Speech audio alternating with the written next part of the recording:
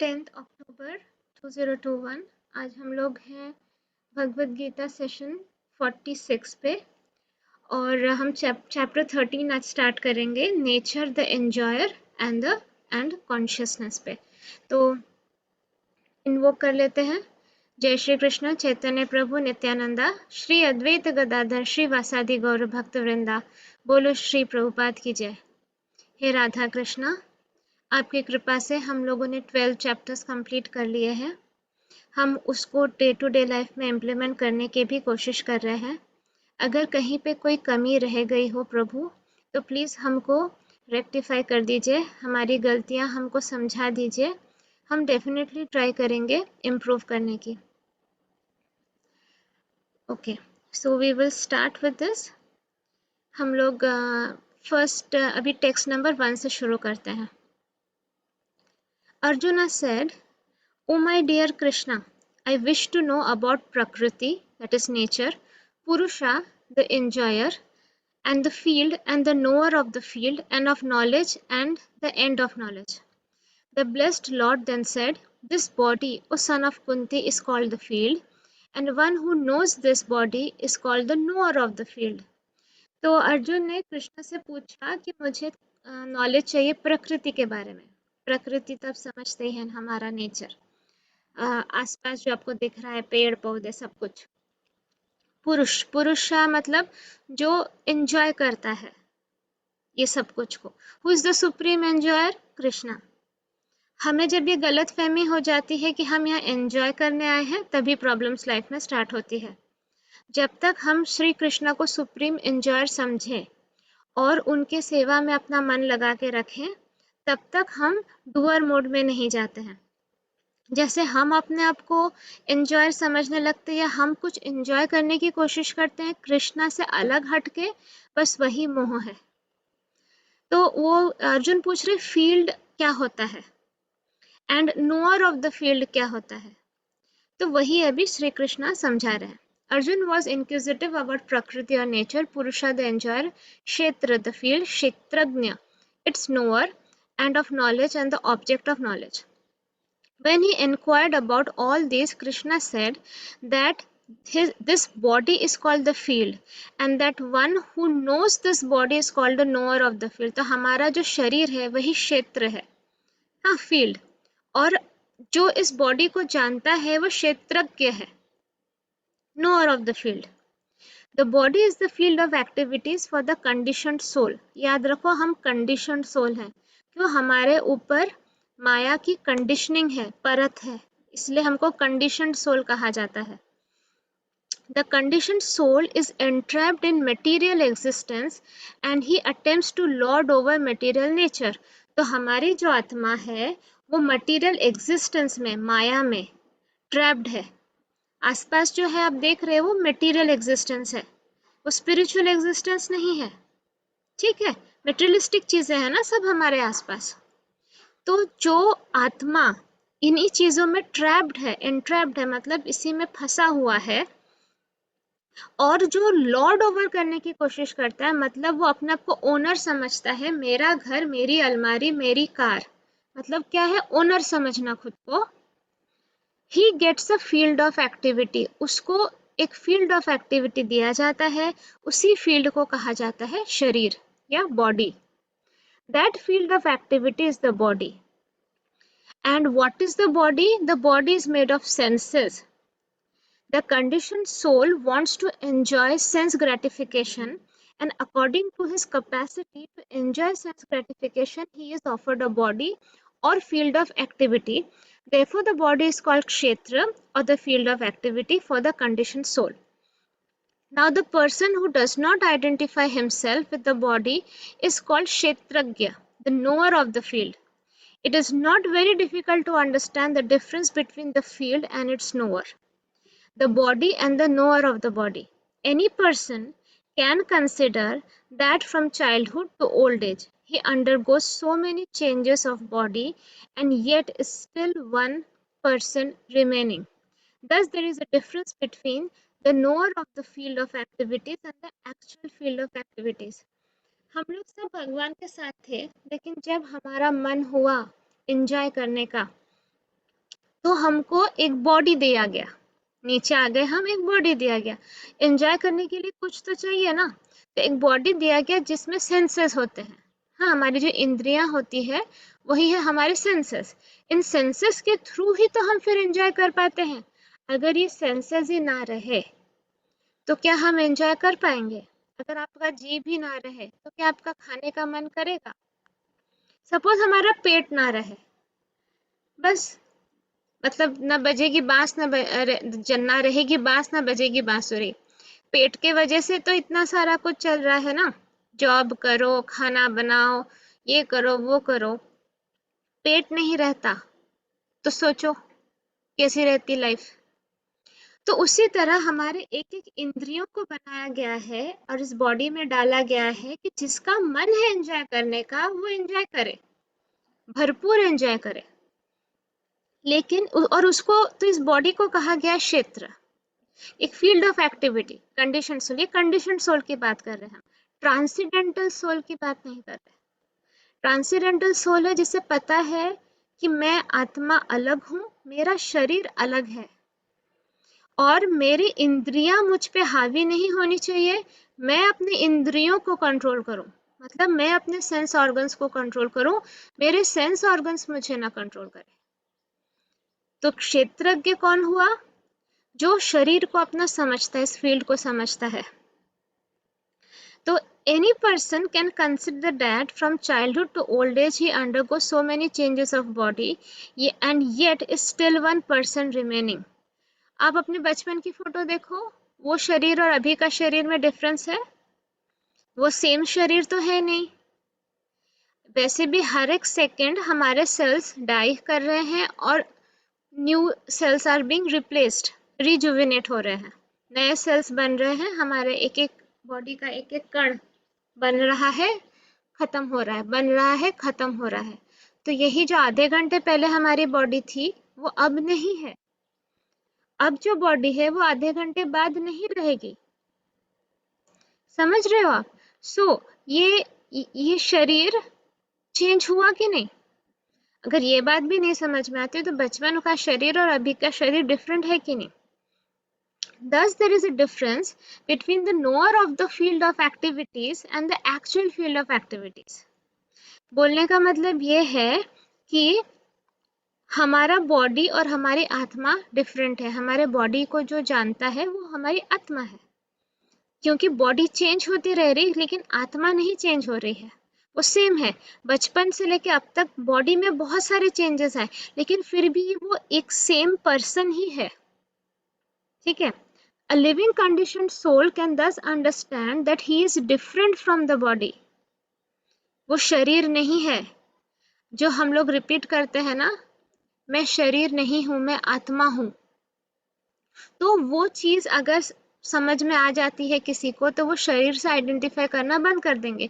ये आपका first step होगा towards spirituality. A living conditioned soul can thus understand that he is different from the body.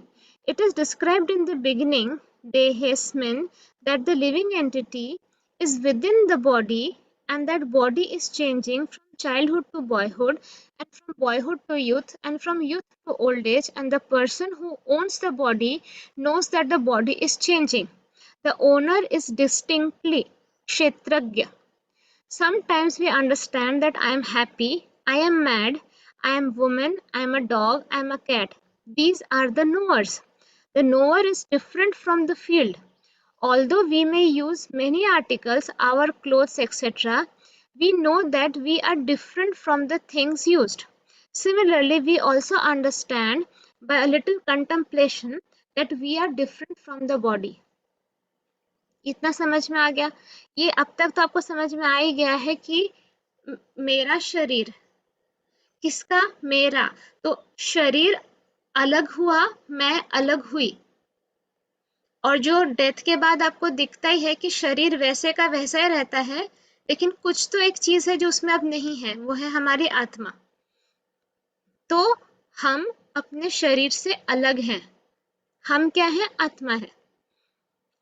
In the first six chapters of Bhagavad Gita, the knower of the body, the living entity, and the position by which he can understand the Supreme Lord are described. In the middle six chapters of Gita, the Supreme Personality of Godhead and the relationship between the individual soul and the super soul in regard to devotional service are described. The superior position of the Supreme Personality of Godhead and the subordinate position of the individual soul are definitely defined in these chapters. देखो, हमारी आत्मा और परमात्मा में फर्क है. तो आत्मा जो है वो सबऑर्डिनेट है, मतलब परमात्मा से नीचे. परम मतलब सुप्रीम, तो सुप्रीम लॉर्ड मतलब परम आत्मा. ठीक है. So the superior position of the Supreme Personality of Godhead and the subordinate position of the individual soul are definitely defined in these chapters. The living entities are subordinate under all circumstances, but in their forgetfulness, they are suffering. When enlightened by pious activities, they approach the Supreme Lord in different capacities, as the distressed, those in want of money, the inquisitive and those in search of knowledge. ये हमने introduction में ही already पढ़ा था. Sorry, आप सब लोगों ने आप सब नहीं थे उस समय मेरे लाइफ में. जब मैंने भगवद गीता सेशन शुरू किया था तब मैं लाइव सेशंस लेती थी, तो उसमें मैंने समझाया था. एक बार हम लोग पूरा ख़त्म कर लें तो मैं कोशिश करूँगी कि स्टार्टिंग के जो चैप्टर्स की रिकॉर्डिंग नहीं हुई है वो मैं रिकॉर्ड करूँ. आई डू नॉट प्रॉमिस, तो प्लीज़ उछलिए मत. ठीक है, मैं कोशिश करूँगी. लेकिन क्योंकि वो वाले कुछ हमारे स्काइप सेशंस रिकॉर्डेड हैं, लेकिन वो तो प्रोफेशनल नहीं है. वहाँ किसी का भी माइक ऑन हो जाता था, पीछे से वो बच्चे के ऊपर चिल्ला रहे हैं या कह रहे हैं कॉर्नफ्लेक्स खा लो, ये वो उस टाइप का है. So it's not quality recording. तो एक बार हम लोग ख़त्म कर ले पूरा Bhagavad Gita, then I will try to record that. या आप प्रभुपाद जी का सुन लीजिए, that is also fine, that is beautiful. Okay, तो कितने टाइप के लोग भगवान को अप्रोच करते हैं? पहला है द डिस्ट्रेस्ड, मतलब जो परेशान है. भगवान के पास कौन जाता है? जो परेशान है या जिनको पैसे की ज़रूरत है, तब वो उपवास करेंगे, भगवान की पूजा करेंगे कि पैसा चाहिए. द इनक्यूजिटिव, मतलब जिसको क्यूरियोसिटी है कि भाई चल क्या रहा है, ज़रा देखे तो. And those in search of knowledge, जिनको ज्ञान चाहिए, जो सच में जानना चाहते हैं कि क्या. तो मेरा था ज्ञान. मैंने एक ही चीज़ कहा था भगवान से, I don't want to be afraid of you. I want to love you. मैं गॉड फियरिंग पर्सन नहीं हूँ, मैं गॉड लविंग पर्सन हूँ. ये दोनों में बहुत बड़ा डिफरेंस है. गॉड फियरिंग पर्सन क्या होता है? गॉड फियरिंग पर्सन होता है जो कोई भी काम करता है इस डर से कि भगवान पाप ना दे दे. गॉड लविंग पर्सन कौन है? जो कोई भी काम करता है क्योंकि भगवान से प्रेम करता है. वो चाहता है कि बस चाहे मैं कुछ भी ऐसा करूं जिससे भगवान को खुशी मिले. तो दोनों में डिफरेंस है. तो मेरा फर्स्ट स्टेप था कि मैंने क्रिएटर का आवाहन किया और कहा मुझे नहीं पता आप कौन है. हर ग्रंथ में आपका नाम अलग है, हर रिलीजन में आपका नाम अलग है, कोई नहीं जानता आप कौन है. आप जो कोई भी है, पहले तो मेरा प्रणाम स्वीकार करें. अब मैं आपसे रिक्वेस्ट करती हूँ, मैं आपको जानना चाहती हूँ, मैं सब कुछ जानना चाहती हूँ कि ये मेरा जन्म क्यों हुआ, पाप क्या होता है, पुण्य क्या होता है. और ये सब मैं आपको जानना चाहती हूँ क्योंकि मैं आपसे प्रेम करना चाहती हूँ. मुझे ये सब पसंद ही नहीं था कि तू ऐसा करेगी तो पाप होगा, तो ऐसा नहीं करेगी तो पुण्य होगा, पता नहीं क्या क्या. मुझे वो फंडा अच्छा नहीं लगता था.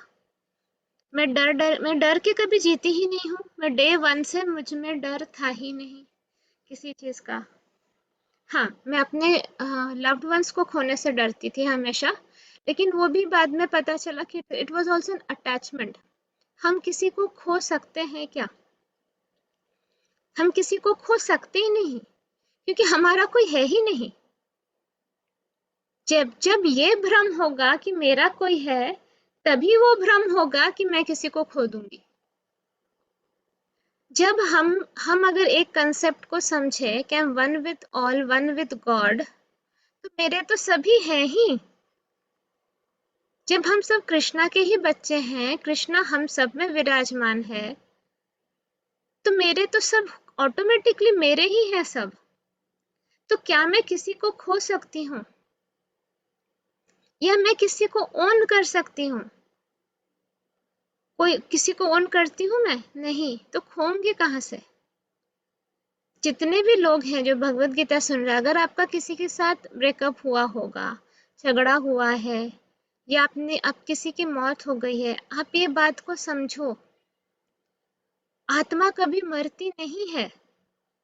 हम अलग अलग बॉडीज में फिर मिलेंगे, इस जन्म में नहीं तो नेक्स्ट जन्म में, या उसके बाद के जन्म में, लेकिन होने की बात तो आती ही नहीं है।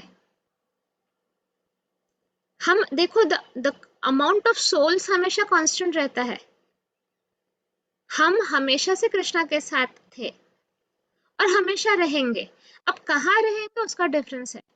कुछ सोल्स अर्थ पे इनकारनेट करते हैं टू लर्न, टू ग्रो। कुछ सोल स्पिरिचुअल वर्ल्ड में खुश है, अपने ग्रोथ से उनको अर्थ पे नहीं आना है, ठीक है।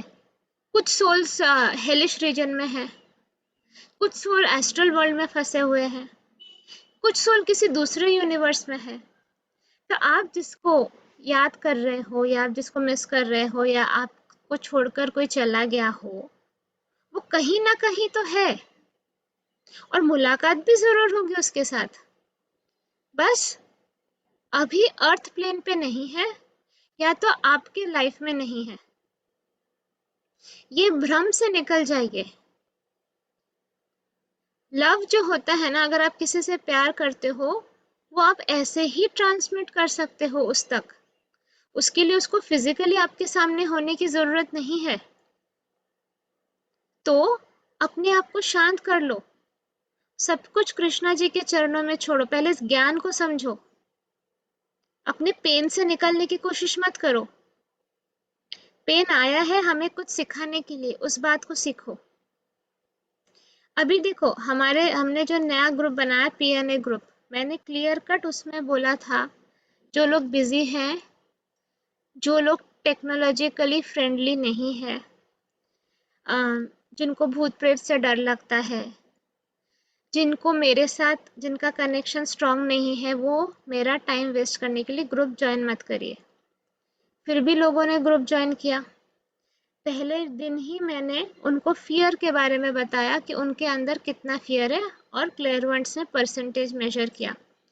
वो देखकर उनको और डर लग गया। फिर जो भी मैंने डिटेल्स बताए कि आप लोग पास्ट लाइफ में ऐसे ऐसे थे, और अब आपको पॉजिटिविटी में वो कंट्रीब्यूट करना है, उस बात से भी फियर हो गया, ईगो हर्ट हो गया कि हम कैसे बुरे हो सकते हैं, हम तो बहुत अच्छे हैं। बुरे थे, ठीक है, अच्छी बुरे की बात नहीं है, इट वॉज अ चॉइस। इस धरती पे अच्छा भी है बुरा भी है, every second we are taking a choice. तो क्या है ना कि दिस इज सेल्फिशनेस। आप पहले ऐड होते हो ग्रुप में, हम इन्वेस्ट करते हैं अपना टाइम एनर्जी, क्योंकि पैसा तो हम चार्ज नहीं करते, हायर बींग्स अपने रिसोर्सेज इन्वेस्ट करते हैं, और फिर आप बोलते हो कि बहुत ज़्यादा मैसेजेस हो जा रहे हैं, हम टाइम नहीं निकाल पाते, या हमें डर लग रहा है, ग्रुप की एनर्जीज हम हैंडल नहीं कर पा रहे। ग्रुप की एनर्जीज हैंडल ना कर पाना मतलब डर लग रहा, अरे बाप रे, ये सब क्या।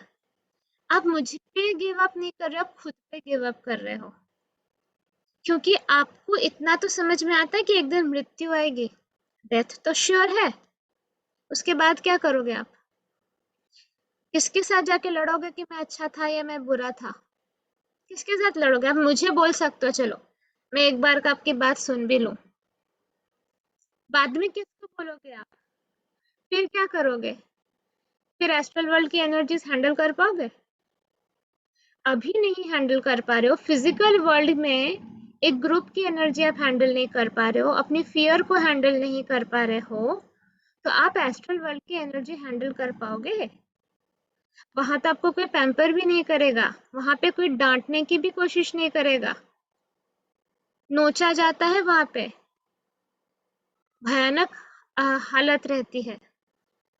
सो अपने आप को, अपने दिमाग को रियलिटी समझाओ। कितने दिन भागोगे आप सब लोग एक भ्रम में जी रहे हो।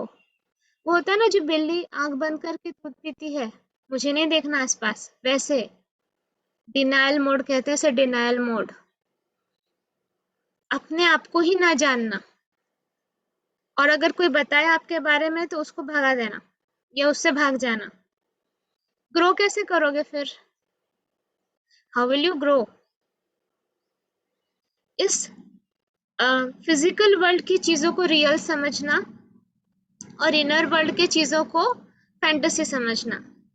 जबकि भगवत गीता में क्लियर कट बताया ही जा रहा है, जो बॉडी से एसोसिएट करेगा वही मोह या माया में फंसा हुआ है। तो आप फिजिकल वर्ल्ड की चीज जो कि पक्का खत्म होगी, मतलब 1000% खत्म होने वाली है, उसको आप रियलिटी समझ रहे हो। वाओ, इससे आपकी स्टुपिडिटी दिखती है, मैं और कुछ नहीं बोल सकती। Seriously, it's just that you all are stupid. जब आपको पता है कि मृत्यु आने वाली है हर एक की, आपको लगता है कि बस मृत्यु हो गई और स्टोरी खत्म हो गई। काश, काश। इतने सारे प्रूफ्स हैं, इतने सारे चीजें बताई जा रही है। इंडिया छोड़ो, वेस्टर्न कंट्रीज कितने सारे प्रूफ देती है। बड़े बड़े साइकोलॉजिस्ट, डॉक्टर ब्रायन वाइस जैसे लोग, उन्होंने अपनी इमेज के बारे में ना सोचकर पूरी किताबें लिख दी है। इतने सारे इंटरनेशनल बेस्ट सेलर्स हैं, और आपको लगता है सबसे स्मार्ट आप हो, आपको सब पता है। वाह। तो देखो, मूर्ख लोगों को तो सिखाया नहीं जा सकता, सिखाना चाहिए भी नहीं। हाँ, एक इंटेलिजेंट पर्सन के पीछे जितना टाइम देना है हम देंगे, लेकिन हम स्टूपिड लोगों के पीछे टाइम नहीं देंगे, क्योंकि फिर हम डिमोटिवेटेड हो जाएंगे। ठीक है? सो समझो, मृत्यु को जब तक आप नहीं समझते हो, मृत्यु एक रियलिटी है, उसको आप एक्सेप्ट नहीं करते हो, आप वो बिल्ली जैसे रहते हो जो आंख मूंद कर दूध पीती है और सोचती है मेरे आसपास सब ठीक है, आप कभी भी ग्रो नहीं कर पाओगे। मतलब आप बॉडी से आइडेंटिफाई करते हो, क्षेत्र से आइडेंटिफाई करते हो, आप क्षेत्रज्ञ नहीं हो। तो 4 कैटेगरी के लोग आते हैं श्री कृष्णा के पास: the distressed, those who want money, the inquisitive, and those in search of knowledge. Now, starting with the 13th chapter, how the living entity comes into contact with material nature, how he is delivered by the Supreme Lord through different modes of fruitive activities, cultivation of knowledge, and the discharge of devotional service are explained. Although the living entity is completely different from the material body, he somehow becomes related. This is also explained. तो अब हम इस chapter में actually समझेंगे कि कैसे living entity material nature के contact में आता है, और कैसे डिफरेंट डिफरेंट फ्लूइडिव एक्टिविटीज के साथ भगवान उनको डिलीवर करते हैं। चलिए हम लोग नेक्स्ट वर्स पे जाते हैं। ये है टेक्स्ट नंबर 3। ओशियन ऑफ भारता, you should understand that I am also the knower in all bodies, and to understand this body and its owner is called knowledge. That is my opinion. While discussing the subject of this body and the owner of the body, the soul and the super soul, we shall find 3 different topics of study: the Lord, the living entity, and matter. In every field of activities, in every body, there are 2 souls: the individual soul and the super soul. Because the super soul is the plenary expansion of the Supreme Personality of Godhead Krishna, Krishna says, I am also the knower, but I am not the individual owner of the body. I am the super knower. I am present in every body as Paramatma or super soul. ठीक है? देखो, आत्मा होती है main, आत्मा से निकलती है इनकारनेटेड सोल, जीवात्मा। मतलब मेन ऊपर सोच लो आत्मा है, आत्मा का एक छोटा पोर्शन होता है जीवात्मा, जो हमारे शरीर में आके आ जाती है सीखने के लिए। जब हम शरीर छोड़ देते हैं, जीवात्मा आत्मा के तरफ चली जाती है। जो भी नॉलेज, मतलब आत्मा इन्वेस्ट करती है जीवात्मा पे। आप सबकी आत्माओं ने इन्वेस्ट किया है, आपके हायर सोल ने। आत्मा इज द हायर सोल, जीवात्मा इज द इनकारनेटेड सोल, और इन सब के ऊपर है परमात्मा, दैट इज सुपर सोल। तो आत्मा ने अपने ग्रोथ के लिए इन्वेस्ट किया ऑन जीवात्मा, मतलब उसने जीवात्मा को नीचे भेजा अर्थ पे, कहा ये तेरा लाइफ का ब्लूप्रिंट है, जा ये सब कुछ सीख ले। ये सीख के वो रिच एक्सपीरियंस लेके वापस आ। जैसे वो जीवात्मा वो रिच एक्सपीरियंस लेके वापस आके आत्मा में मर्ज हो जाएगी, आत्मा और ऊपर उठ जाएगा, मतलब आत्मा का और ग्रोथ होगा। लेकिन वही अगर वो जीवात्मा नीचे आई और ला ला ला ला ला ला ला ला किया सिर्फ, और जितने टाइप की स्टूपिडिटीज की जो मोस्टली लोग कर रहे हैं, और खुद को बहुत होशियार समझते हैं ऐसे लोग। सबसे बड़ा प्रॉब्लम क्या है, उनको आता जाता कुछ नहीं, बट खुद को बहुत इंटेलिजेंट समझते हैं। फाइन, वो उनके आत्मा का प्रॉब्लम। तो जब यहाँ नीचे आए, जो मेन काम करना था वो नहीं किया, बाकी बहुत बढ़िया करियर किया, अच्छा घर बनाया, बड़ी सी कार ली, बहुत पैसा कमाया, लेकिन रहे उल्लू के उल्लू, मतलब सोल का कोई ग्रोथ नहीं किया। अब ये जब ऊपर जाएगी, आत्मा कहेगी कि माय इन्वेस्टमेंट फेल्ड, मैंने जो अपना सब कुछ लगाया था इस पे, मेरा वो पूरा फेल हो गया। जब आप कोई बिजनेस करने की कोशिश करते हो, आप एक कैपिटल लगाते हो, ठीक है, एक पैसा लगाते हो, सपोज 50 लाख लगाया आपने, बिजनेस नहीं चलती है तो क्या होता है, वो 50 लाख फेल हो गया, खत्म, मतलब उसका लॉस, 50 लाख का लॉस। तो वैसे ही जब हमारी आत्मा प्रॉपरली सीखती नहीं है, हमारी इनकारनेट जीवात्मा सीखती नहीं है, हमारे आत्मा का लॉस होता है। तो इस बात को समझो, और आप जितने दिन ये सब करते रहोगे, इसके बाद क्या होता है, स्लोली स्लोली फिर एक आत्मा लॉस्ट सोल कैटेगरी में चली जाती है, जहाँ पे उनके जो स्पिरिचुअल मास्टर्स हैं, वो लोग भी उन पे ध्यान नहीं दिया जाता, मतलब स्पिरिचुअल मास्टर्स भी अब आप पे अब से मतलब मुंह मोड़ लेते हैं। जैसे कि एक बंजर धरती हो, आप वहां पे कितने बीज डालोगे, कितना इन्वेस्ट करोगे, एक टाइम के बाद आप छोड़ दोगे ना, नहीं इसमें कुछ फसल उगने नहीं वाली। तो बस वैसे ही जो लोग सीखते नहीं है करेक्ट नॉलेज, फाइनली वो लॉस्ट सोल कैटेगरी पे चले जाते हैं, उनके तरफ कोई भी ध्यान नहीं देता।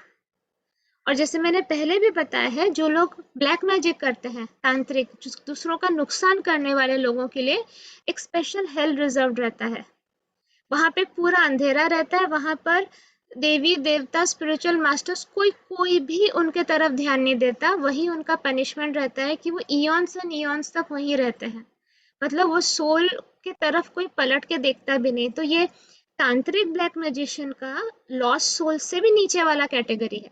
लॉस्ट सोल वो है जो कुछ सीखा नहीं, सिर्फ टाइम वेस्ट करके गया मटेरियलिस्टिक चीजों में, उनसे नीचे है ये तांत्रिक लोग, जिन्होंने ब्लैक मैजिक और ये सब यूज करके किसी का नुकसान किया है। तो भगवान तो दूर की बात है, उनके खुद के स्पिरिचुअल मास्टर्स भी उनकी तरफ नहीं देखते हैं। ये सब अगर आपके पास राइट नॉलेज हो तब आपको समझ में आएगा।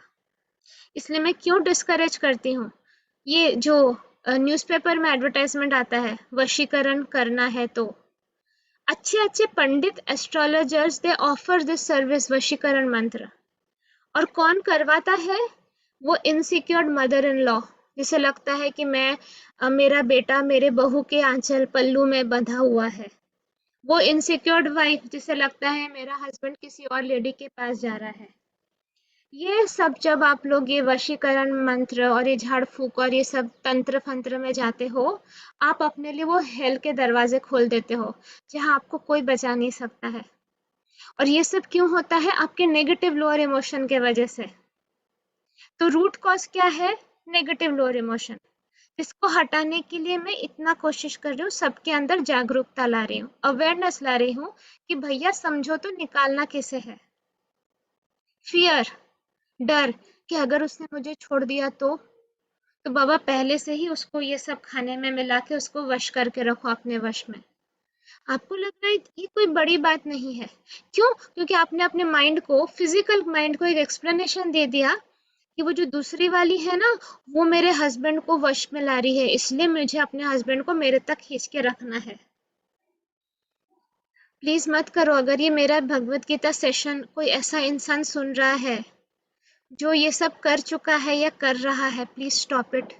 प्लीज अभी के अभी उसे बंद करो और माफी मांगो, बहुत माफी मांगो भगवान से और उस आत्मा से भी जिसके साथ तुमने ऐसा किया है। जो धागे कच्चे हैं वो टूट गए तो क्या। एकदम सिंपल है। अगर आपके लवर या हस्बैंड या वाइफ आपको, आपके साथ खुश नहीं है, वो किसी और के पास जा रही है, तो उसको खींच के रख के भी क्या फायदा। क्या क्या जीत लोगे आप इससे। ये तो एक ग्रज, एक एक जिद है आपकी। ये मेरी है, मेरी ही रहेगी। नो, आपका कोई नहीं है। ये गलत फहमी से आपको निकलना है। This is what is being explained here कि जो ये इंजॉय करना चाहते हैं, ओनरशिप को इंजॉय करना चाहते हैं, भगवान उस आत्माओं, उन आत्माओं को एक बॉडी के साथ भेज देते हैं, जाओ एंजॉय कर। और वो हमारा फर्दर डिट्योरेशन होता है, हम और ज्यादा गड्ढे में गिरते हैं। एक चीज हमेशा याद रखिए, आप जो एंटाइटल्ड हैं वो होगा ही, चाहे गुड या बैड।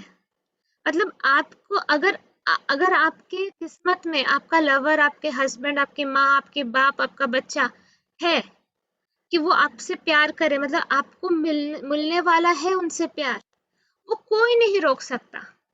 और अगर नहीं है तो आप अपना सर फोड़ लो, वो आपको नहीं मिलेगा। It is again, it comes back to the jalebi वाला पोस्ट, जलेबी एग्जाम्पल। आप जलेबी दुकान के सामने बैठ के कितना भी एक्सप्लेनेशन तो लॉजिकल कि मैंने तेरे दुकान की कितनी अच्छाई की, मैंने उसको बोला, मिश्रा जी को बोला, शर्मा जी को बोला कि इनके यहाँ की जलेबी खाओ।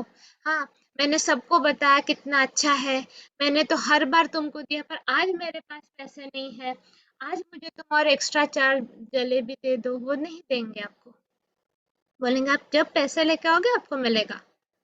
जब ये कर्मा थ्योरी है कि हमारे पास जो कर्मा है वही हमको, उतना ही हमको मिलता है, तो आप ये झाड़ फूक और जादू मंत्र तंत्र करके क्या हासिल कर लोगे।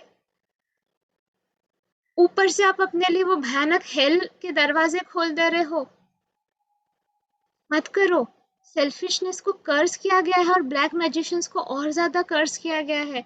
आपको मैं एक चीज बताऊं, देखो, अगर कोई बच्चा माँ बाप से परेशान है या माँ बाप उसे डांटते हैं या माँ बाप टाइम नहीं देते हैं, उसको दुख होता है और उसके फ्रेंड्स कहते हैं अरे चल मैं तुझे एक अच्छी वाली चीज वो करता हूँ, टेस्ट करवाता हूँ, और उसे चरस गांजा ड्रग्स खिलाता है उसका फ्रेंड।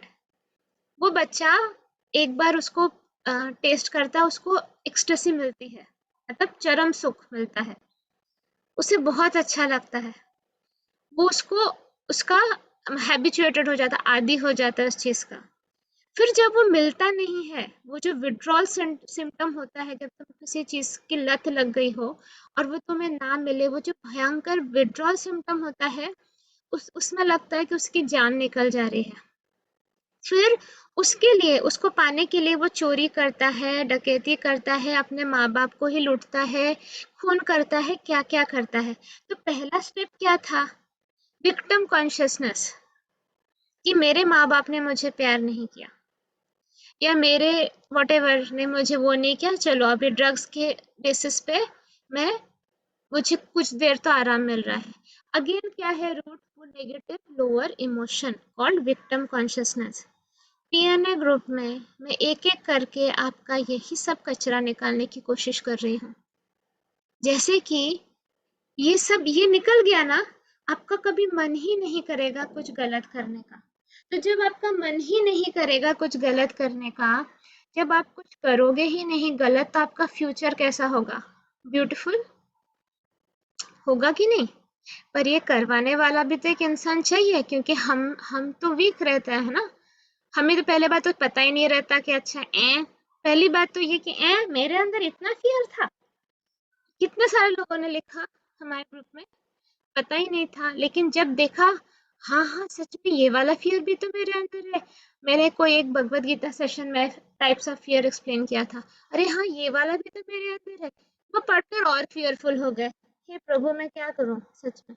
अब लोग इतने क्यूट हो ना, मतलब रूपाली वाला क्यूट नहीं और ओरिजिनल वाला क्यूट। हाँ, फियर के बारे में पढ़ के कोई फियरफुल हो जाता है? दिमाग को शांत और स्टेबल करिए। जब आप स्टेबल होंगे, शांत होंगे, आपका दिमाग प्रॉपरली चलेगा, बस एक ही क्वेश्चन पूछना, करना क्या है, निकाल देना है ना। निकालने के टूल्स तो मैंने आप लोगों को पीएनए में समझाया। उससे 50% फियर कम हो गए लोगों के, जिन जिन के कम हुए। आप लोगों ने देखा कितना हाई परसेंटेज था, और 50% तक कम हो गया है, मतलब पॉसिबल है, मतलब द टूल्स वर्क। करेक्ट। बस क्या करना है, अब शिद्दत से उसे फॉलो करनी है। अपना दिमाग लगाना है क्या? नहीं ना। कोई लगा रहा है उसे लगाने दो। मैं लगा रही हूँ ना दिमाग, आप फॉलो तो करो। आप 1 महीने फॉलो तो करो, फिर देखो आपका पहला वर्षन और इस वर्षन में डिफरेंस, अब खुद बोलोगे। लेकिन आप सर्कल थ्योरी याद रखना कि आप दो दो जगह पे अपने फियर को हावी नहीं होने दिया, बाकी 4 जगह पे होने दिया, तो रिजल्ट क्या हुआ? 0, 0/0 या नेगेटिव। हर बार रोकना है, हर बार उस नेगेटिव लोअर इमोशन को खाना नहीं देना है। We have to weaken our weaknesses by not supplying food. उसको खाना नहीं देना है। तो इसके बाद जब भी आपका ऐसा कुछ गलत करने का मन करे, रोक लो। बोलो ठीक है, मेरी सफरिंग हो रही है, उसके पीछे भी कारण है, कृष्णा जी ने सैंक्शन किया है, कर लेती हूँ सफर इस बार। जो भी पेन है, चलो ठीक है, इस बार कर लेती हूँ, नेक्स्ट लाइफ अच्छी रहेगी। ये वाले में चलो मैंने सारी सफरिंग ही लिखी है, क्योंकि मैंने बहुत कांड किया था, तो लेट मी सफर। कोई कोई आत्माएं लिखती है सफरिंग, 10-10 साल कोमा में रहती है। देखा होगा ना आपने बहुत सारी स्टोरीज, पैरालिटिक होकर रहती है, क्योंकि उन्होंने इससे एक मेजर चंक ऑफ सफरिंग के लिए साइन अप कर दिया है, क्योंकि उनको पता था कि अदरवाइज उनका प्रोग्रेस नहीं होता। जब आप लोग अपना ब्लूप्रिंट लिखते हो ना 3 स्पिरिचुअल मास्टर के साथ बैठकर, तब आपको पूरा आकर्षित रिकॉर्ड के थ्रू दिखाया जाता है कि कहाँ पे क्या गड़बड़ है और क्या रेक्टिफाई करना है। तब आपको बताया जाता है कि आप जब तक इतना सफरिंग नहीं कर लेते हो, आपको ये हायर रेल्म, ये हायर प्लेन में जगह मिलेगी ही नहीं। तो तब आप बोलते हो ठीक है, best way of neutralising this is by suffering. तो आप लोगों ने लिख दिया कि मैं इतने साल कोमा में रहूंगा, या मैं इतने दिन कोमा में रहूं, या मैं इतना मेरा मेरा पैरालिटिक ये हो जाए, या मेरा हाथ कट जाए, या मेरा पैर कट जाए, या मेरा ये हो वो हो। इससे क्या है, आप उस सफरिंग को न्यूट्रलाइज करो, सफरिंग वाले कर्मा को, मतलब नेगेटिव कर्मा को न्यूट्रलाइज कर देते हो। ठीक। तो ये सब के पीछे का रीजन समझना है। जब आप किस एक्चुअली अगर आपके पास नॉलेज है, तो आप यहाँ देखोगे हर एक आत्मा ने अपनी स्टोरी खुद लिखी है, उसके स्टोरी के हिसाब से वो अपनी सफर कर रहा है। और बीच में से आप नाराज हो जा रहे हो भगवान पे कि आपने मेरे फलाना ढनाका के साथ गलत किया, वो तो इतना पूजा पाठ करता है या करती है, लेकिन आपने उसके साथ ऐसा गलत किया। अरे भैया, वो उसने अपनी स्टोरी लिखा है, क्यों आप उसकी स्टोरी में जाकर इंटरफेयर कर रहे हो?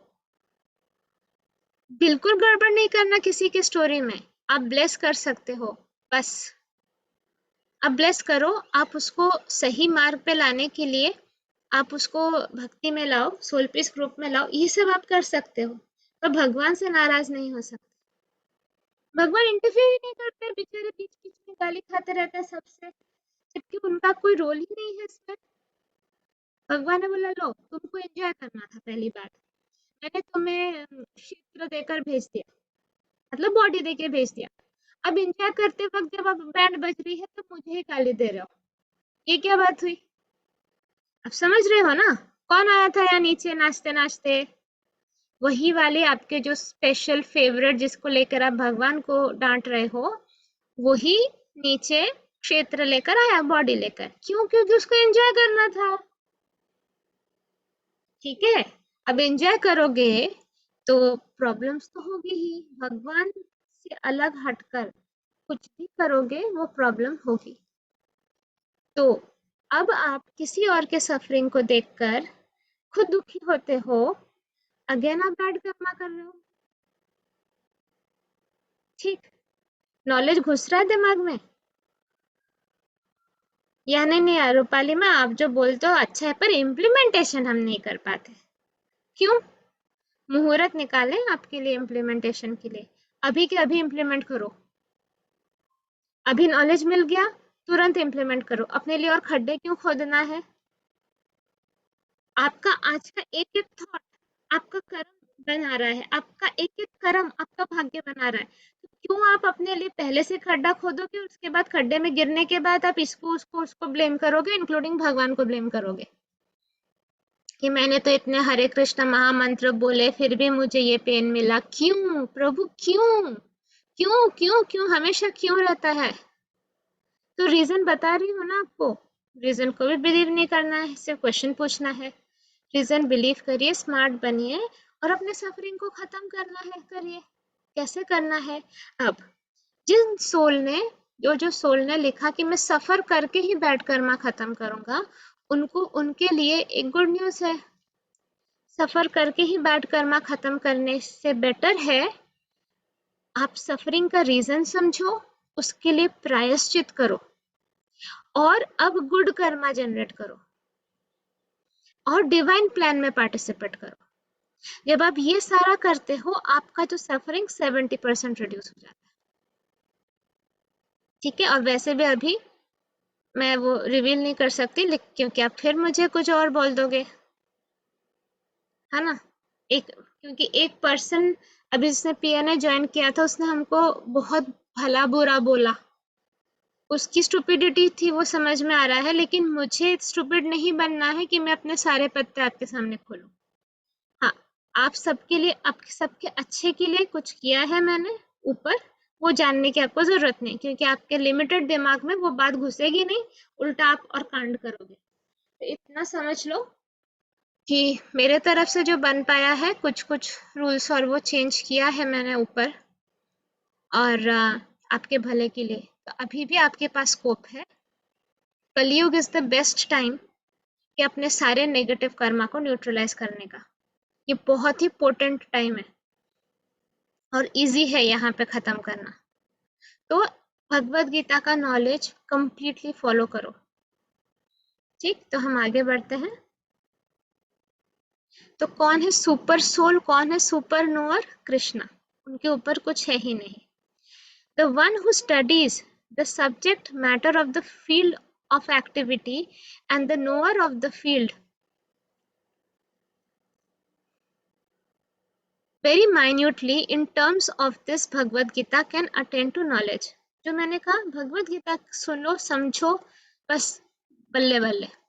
The Lord says, I am the knower of the field of activities in every individual body। Shri Krishna सबके आत्मा, सबके हार्ट में परमात्मा फॉर्म में रहते हैं। उन्हें सब पता रहता है आप क्या सोच रहे हो, आप क्या कर रहे हो, कृष्णा को सब पता रहता है। The individual may be the knower of his own body, but he is not in knowledge of other bodies। एक इंसान को सिर्फ अपने शरीर के बारे में पता होगा, पड़ोसी के शरीर के बारे में तो पता नहीं होगा, पर कृष्णा को सबके शरीर के बारे में पता है। The Supreme Personality of Godhead, who is present as the super soul in all bodies, knows everything about all bodies.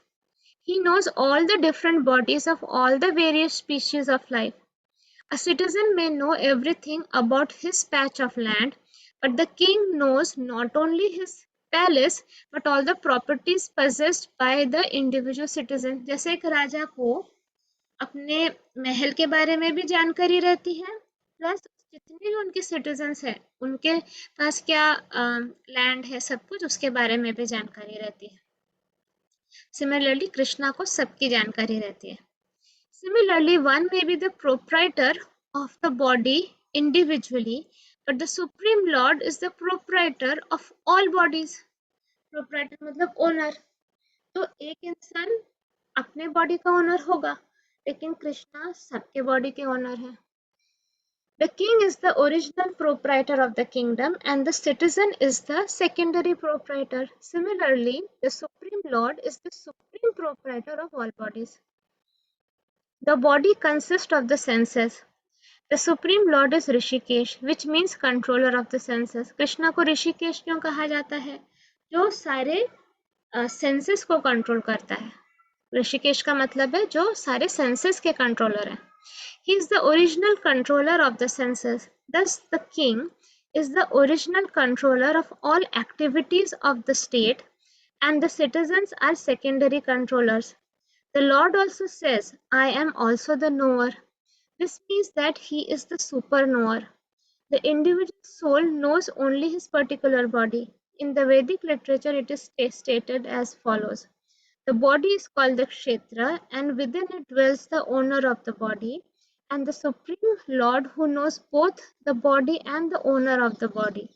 Therefore, he is the knower of all the fields. मतलब एक शरीर है, शरीर के अंदर कौन रहता है? Knower of the body. Supreme Lord कौन है? जो कि बॉडी को भी जानता है, नोअर ऑफ द बॉडी को भी जानता है. इसलिए सुप्रीम लॉर्ड या कृष्णा सब कुछ जानते हैं. सुपर नोअर है वो. The distinction between the field of activities, the owner of activities, and the supreme owner of activities is described as follows. Perfect knowledge of the constitution of the body, the constitution of the individual soul, and the constitution of the super soul is known in terms of Vedic literature as Jnanam. This is the opinion of Krishna.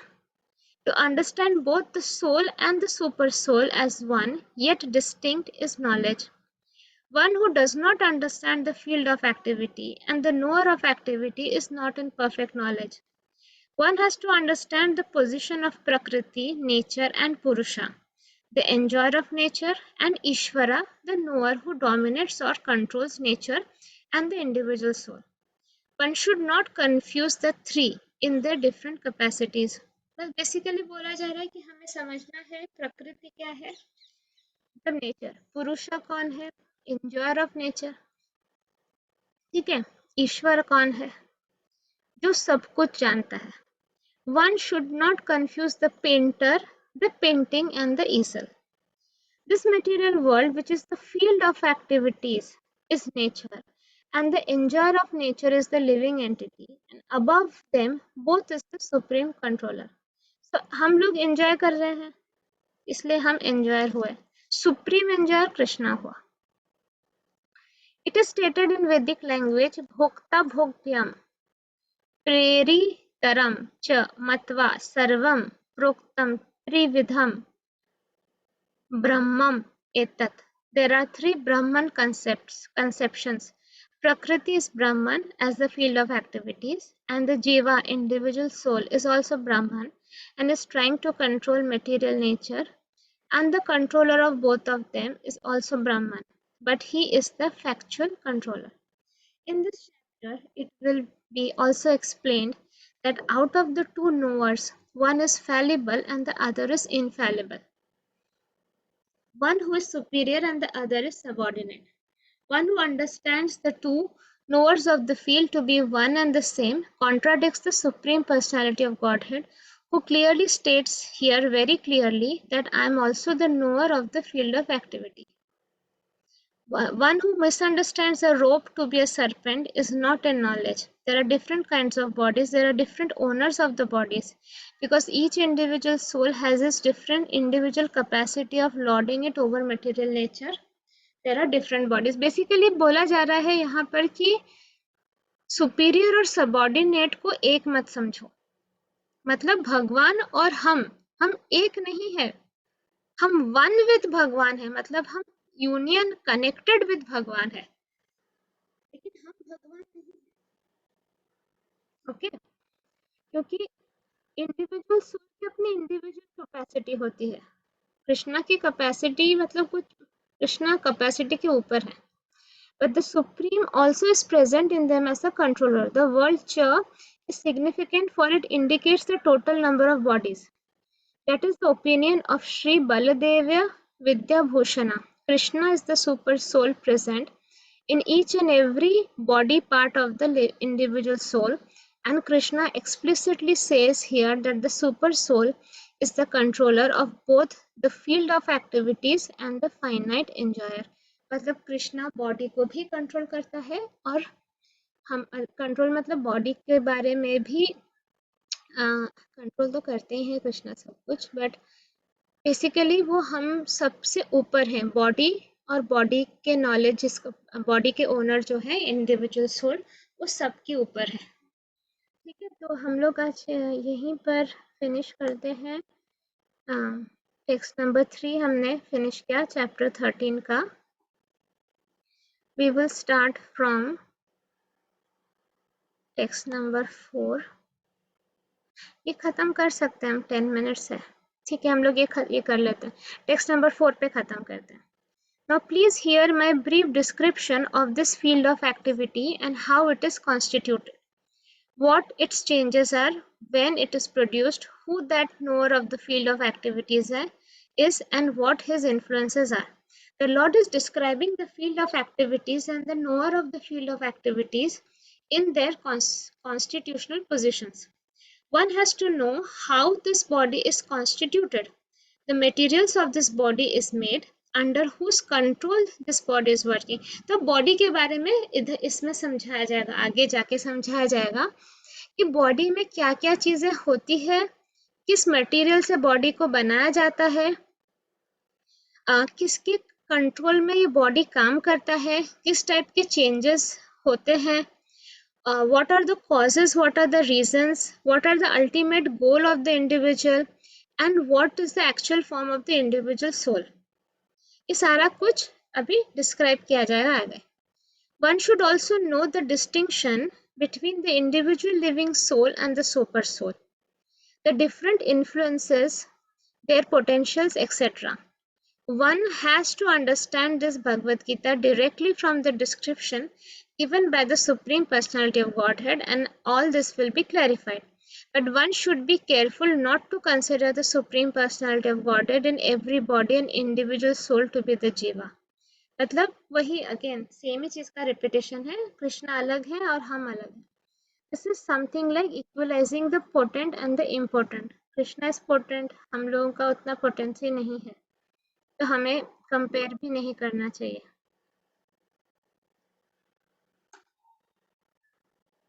ठीक है, तो next time हम text number 5 से start करेंगे। इस बार हम text number 4 पे ख़त्म करते हैं। मैंने अभी फेसबुक ग्रुप में 3 वीडियोस लगाए हैं, प्लीज़ आप लोग देख लीजिए उसे। उसमें नियर डेथ एक्सपीरियंस के बारे में मैंने अनीता मुरजानी का 2 वीडियोस लगाए, एक हिंदी में है और ये इंग्लिश में, दोनों देखिए। हिंदी वाले वीडियो में जो लास्ट के 5 मिनट्स है वो सबसे इम्पोर्टेंट है, जो 5 लेसन्स वो सिखाती हैं। ये वीडियो मैंने बहुत पहले हमारा पहले लवली स्पिरिचुअल सोल्स बोल के एक ग्रुप हुआ करता था, उसमें भेजा था, पर वो व्हाट्सएप का ग्रुप था तो ये वीडियोस खो जाते थे। फेसबुक पे है, आपके पास रहेगा। जो सारे लाइफ के लेसन्स मैं आप लोगों को सिखाती हूँ वही उसमें है। तो it is so important to understand death, मृत्यु आपको समझना। ये सिर्फ एक पर्सन ने नहीं बोला, ऐसा नियर डेथ एक्सपीरियंस हजारों लोगों ने बोला है अलग अलग देशों में। तो आपको मतलब you should actually read and here all this, तब जाके आपका होराइजन ब्रॉडन होगा, वरना आप वो कूप मंडूक जैसे रहोगे कि बस आपको कॉर्पोरेट वर्ल्ड का नॉलेज है और आप अपने आप को बहुत स्मार्ट समझोगे। ये स्पिरिचुअल वर्ल्ड का नॉलेज होना आपके लिए बहुत ज़्यादा ज़रूरी है, क्योंकि कॉर्पोरेट वर्ल्ड तो ख़त्म हो जाएगा, स्पिरिचुअल वर्ल्ड कभी ख़त्म नहीं होगा, और मृत्यु के बाद स्पिरिचुअल वर्ल्ड का नॉलेज ही आपको यूज़ में आएगा, प्लस जिंदा रहते हुए भी आएगा। अगर वो लेडी का 5 दिन में कैंसर ठीक हो जाता है, फाइनल स्टेज, मतलब वो कोमा में गई, she was dead, she came back, मृत्यु से वापस आई, 5 दिन में ठीक हुआ, उसने लेसन सीखा। सबसे पहला लेसन क्या था, आप जाके वो वीडियो देखिए। और आज का संडे सेशन भी अगर आप अटेंड करते हो बहुत अच्छा है, उसमें भी लाइफ आफ्टर डेथ के बारे में डिस्कस किया जाएगा। Don't miss the Sunday sessions, आप अपने क्वेश्चंस पूछ सकते हैं। ये एक सत्संग है जिसमें आपके टाइप के ही लोग हैं, आपका ट्राइब है ये। तो जितना हम लोग ये सारी चीज़ों के बारे में अवेयर होंगे, उतना हमारी आज की लाइफ डिफरेंट होगी। मैं हमेशा कहती हूँ कि मरने के बाद गरुड़ पुराण पढ़ के कोई फायदा नहीं है कि आप मर गए, अब आपके आत्मा को गरुड़ पुराण सुनाया जा रहा है, क्या फायदा? आप वापस तो बॉडी में आके सारी चीज़ों को रेक्टिफाई नहीं कर सकोगे। जिंदा रहते रहते गरुड़ पुराण पढ़ो तो पता चलेगा ये गलती नहीं करनी है, वो गलती नहीं करनी है। कुछ एज ओल्ड ट्रेडिशंस को चेंज करना जरूरी है। मृत्यु के बाद गरुड़ पुराण बोला जाता है कि आत्मा डीलिंग करे नेगेटिव लोअर इमोशंस के साथ, और वो आगे बढ़े, उसका ऑनवर्ड सोल जर्नी स्मूथ बने, क्योंकि वो मुंह में अटका रहता है ना, वो जा नहीं पाता, इसीलिए उसको वो नॉलेज दिया जाता है। इसका मतलब ये नहीं होता है कि आप मरने के बाद ही गरुड़ या कोई मरता है तभी गरुड़ पुराण पढ़ना चाहिए। ये प्लीज स्टूपिड कंसेप्ट से अब आप लोग ऊपर उठिए। आप लोग मेरे स्पिरिचुअल वॉरियर्स हैं, आपका एक रुतबा है, एक पोजीशन है। अब अभी आप पढ़ लोगे, मतलब ठीक है चलो गरुड़ पुराण छोड़ो, मैं जो बोल रही हूँ उतना सुनो। अभी आप ये नॉलेज लोगे तो अभी का आप अपना कर्मा चेंज करोगे, है ना? तो तब आपको डिपेंडेंट नहीं होना होगा मरने के बाद कि कोई गरुड़ पुराण पढ़े, या कोई आपका पिंडदान करे, या कोई आपका श्राद्ध करे, या कोई आपके अंतिम संस्कार प्रॉपरली करे, तब जाके आप स्पिरिचुअल वर्ल्ड में जाओ। आपके कर्म इनफ होंगे कि आपको धक्का देकर स्पिरिचुअल वर्ल्ड में पहुंचा देंगे। आपको किसी और के ऊपर डिपेंडेंट नहीं होना होगा। तो स्मार्ट बनिए थोड़ा सा, ठीक है? Okay fine. सो हाँ, हम लोग एक क्विक क्लेंजिंग करते हैं, 2 मिनट का क्विक वाला। शांत होकर बैठे। राधे कृष्णा। क्योंकि हम पीएनए ग्रुप में फियर रिमूवल का वो कर रहे हैं, तो आपके आशीर्वाद से आपकी दिव्य ऊर्जा हमारे मस्तिष्क में प्रवेश करे और धीमे धीमे सारे नेगेटिव लोअर इमोशन के सीड्स, रूट्स, ब्रांचेस, लीव्स, जो भी अंश है, वो सब कुछ आप डिसइंटीग्रेट और न्यूट्रलाइज कर दीजिए प्रभु। स्पेशली फियर, किसी भी फॉर्म का फियर हो, may that be neutralized, disintegrated। तथास्तु। धीमे धीमे ये एनर्जी हमारे फेस से होते हुए गले तक आ रही है। मैक्सिमम गले में रहता है फियर्स और फोबियाज और एडिक्शन, वो सब टेंडेंसीज का नाश हो जाए पूरी तरह से। स्लोली स्लोली नीचे आ रही है, हमारा हार्ट क्लीन हो रहा, हमारा चेस्ट क्लीन हो रहा है, हमारा सौर जाल चक्र साफ हो रहा है, पीठ भी साफ हो रही है।